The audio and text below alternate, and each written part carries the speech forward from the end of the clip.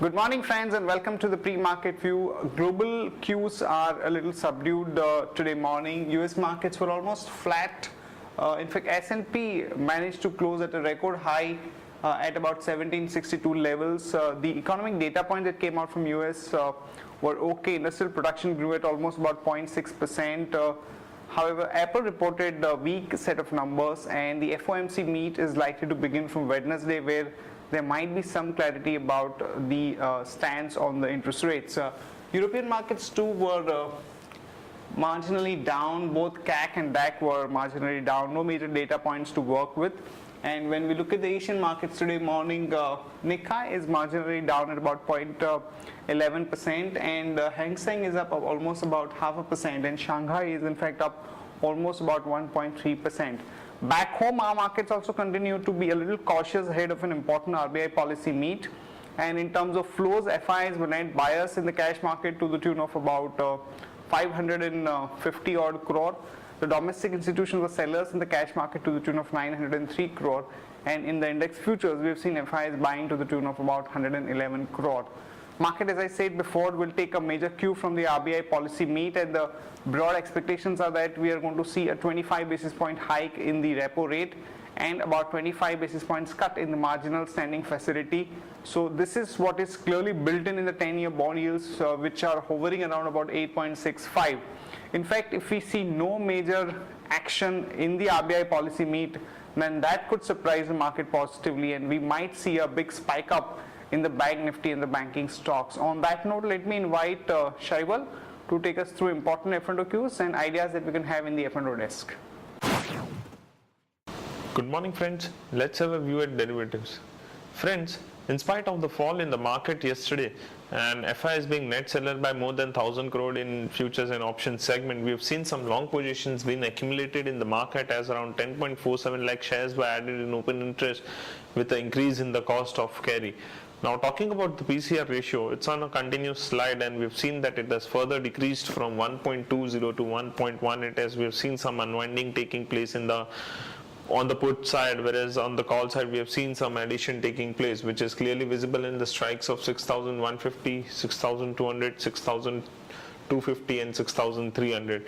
Now talking about the activity on the put side, we have seen that 6,000 put option has seen good amount of activity taking place in the market. Also we have seen that 6150 put option has become pretty active as we have expiry lined up in next few days. What we feel is that 6,100 on closing basis, which is a weekly VWAP, would act as a good support for the market, but today being the RBI's monetary policy, all eyes would be on that, and market, we feel that from intraday perspective, market would remain highly volatile and uncertain. And from intraday perspective, one can go short on Hindustan Zinc by maintaining a stop loss of 131 rupees 40 paisa. Thank you. Here are the important news and events that we are tracking today. First of all, the companies that will be announcing numbers today. NTPC, we are looking at a net profit of about 234 crore for the second quarter. Ranbaxy, we are looking at a net profit of about 149 crore. Marico, we are looking at a net profit of about 106 crore. An important event today, the RBI policy meet would be released today, and as per the Bloomberg market expectations, the repo rate may be hiked by 25 basis points to about 7.75%, and the marginal standing facility rate could be slashed or reduced by about 25 basis points to about 8.75%. So basically, the gap between the repo rate and the MSF could be brought down to almost about 1%. Remember friends, that the 10-year bond yields have already adjusted to this, and they are quoting at about 8.65%. So this particular move will not come as a surprise for the market. However, if the RBI governor does not do any repo rate hike, then it could definitely trigger off a major rally in the market, and more so in the banking stocks.